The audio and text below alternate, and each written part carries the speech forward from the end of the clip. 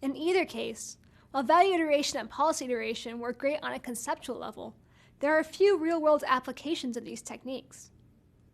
That's what the last 50 years of reinforcement learning have been all about, building on top of these theories to be able to apply them to more and more real-world problems. One of the first things researchers realized they needed to conquer was how to deal with unknown situations.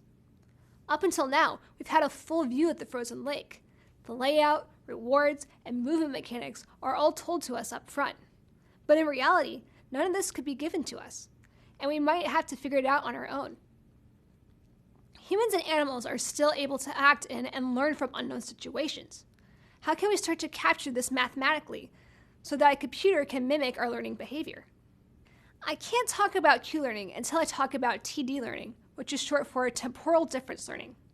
This advancement comes courtesy of Richard Sutton, who is researching strategies for what is called online learning. Unlike a video game where the agent may have multiple lives, unless you're a cat, chances are you only have one life. Still, humans and cats and animals are able to learn in the moment and are able to update their model of the world based on their experiences. That's what Sutton was trying to capture. He's just an all-around cool dude. How cool is he? Well, he wrote what is considered the foundational textbook to reinforcement learning, and he has it available for free online, so you should totally check it out. Like Bellman, Sutton came up with a simple situation to try and solve for. This problem is even simpler than Frozen Lake, because there are no actions for us to choose from. We're going to leave everything up to the winds of chance, hence why this problem is called random walk. We're going to start in state D, as in Danielle, and we'll flip a coin. If we get tails, we'll move into state C, as in Cloud. And if we get heads, we'll end up right in state E, as in Emoji. We'll keep flipping coins and moving right or left until we get to state A or G, which ends the game. If we end up in A, we get nothing. Good day, sir. But if we end up in G, we get a +1 reward, and hooray, our gumdrop is happy. Value iteration would be straightforward here since we don't even need to consider comparing actions. To keep things even more straightforward, I'll set the discount equal to 1, and this would be the result. But what if we don't know the nature of our walk? What if we just moved to the neighborhood, and it's a bright sunny day, and we decide to go for a walk, and we have no idea where life is going to take us? So here's the equation we'll use to live our life to the fullest, which is called TD0. I'll explain where the 0 comes from in a bit. We're going to alter the Bellman equation to use for simulation, and to do this, we're going to introduce a new variable, alpha, to represent the learning rate. Here's what our agent is going to do.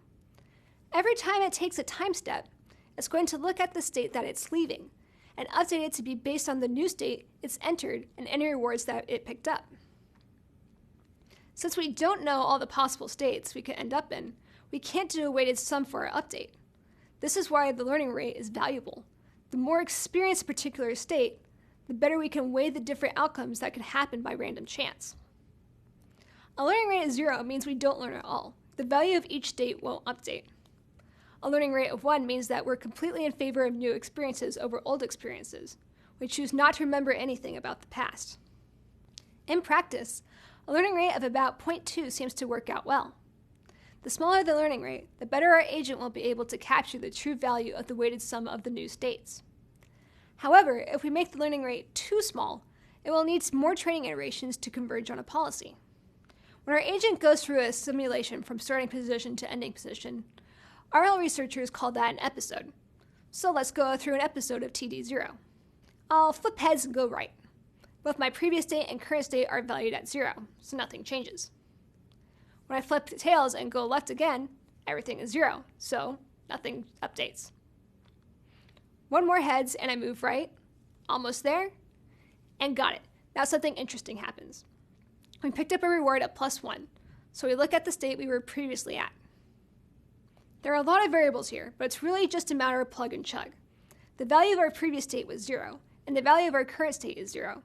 So the new value at the previous state is going to be alpha times the rewards, or 0.5 times 1. Okay, so let's do one more episode starting back on D. The more episodes we can do, the closer our understanding of the model will match the actual truth. We move right, everything is 0, so nothing happens. We move right again and enter a state with value, so the old one gets updates.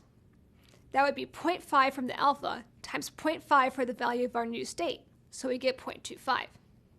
Switching things up, we move left, and here again, things get interesting. Now E has value, which is going to impact F's new value. We plug and chug, entering the values of our old state and new state into our modified Bellman equation, and we end up with 0.375. It's interesting to see how the updates to our previous states change the value of our future states as we finish out the episode. If I roll left again, the value for E drops because D has a value of 0. If I keep going left for the rest of the episode, this is what the updates to the remaining states would look like. Now that we have the hang at TD0, I promise to tell you what 0 meant. But before I get there, let's see what the formula for TD1 is.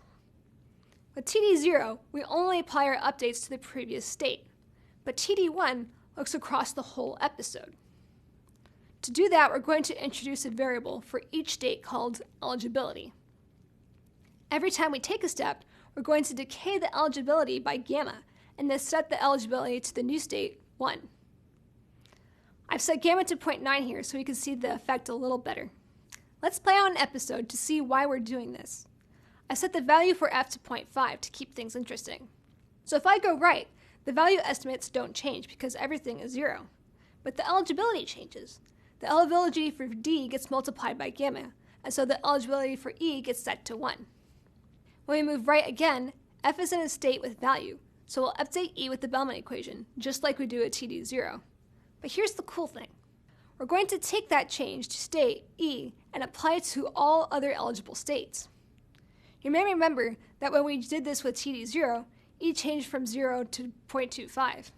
Here, it's 0.225 because gamma is 0.9 instead of 1. So we'll take the next state that has eligibility, which is D. We'll multiply its eligibility by the change to E and add that to the value of E.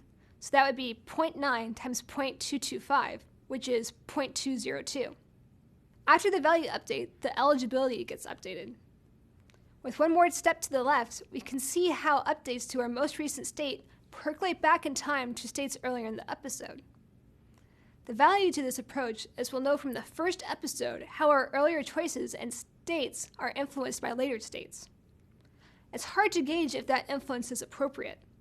For instance, what if the first action we took was actually the optimal action, but we got unlucky and rolled a 1 on our d20? That bad luck would influence which choices we go with for the worst. Now I can finally tell you what the 0 and 1 mean with TD0 and TD1. Turns out there's a clever trick we can do where we multiply the eligibility decay with the variable lambda. If we do this, we can combine TD0 and TD1 into one algorithm. Whoa! Can you see it? If lambda is equal to 0, we can only update the most recent state when we take a step. If lambda is equal to 1, we decay all the eligibility by gamma, just as we did with TD1. The lambda allows us to have something in between. We can change how much later states in an episode influence earlier states.